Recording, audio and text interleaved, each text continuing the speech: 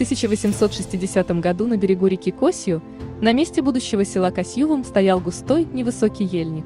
Именно сюда осенью из села Мохчи-Ижемского района приехали охотничать отец и сын Сметанины, Василий Харлампиевич и его 13-летний сын Яков.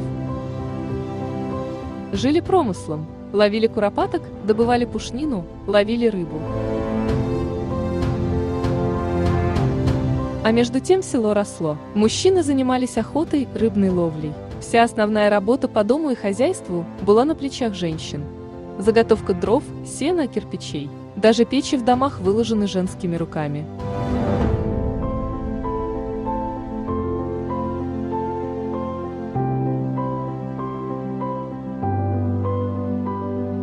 В 1929 году началась организация колхозного движения. Все деревни по реке Косью вошли в один колхоз. В Косьювоме работала 3-я бригада, бригадиром которой был Лазарь Степанович Филиппов.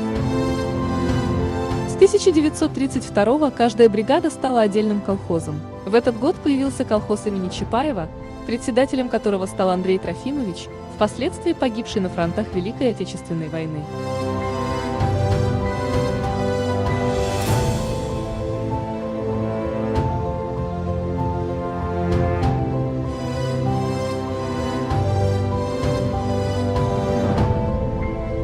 В 1963 году был построен интернат, который стал родным домом для ребят из Качмеса и Яггиоля.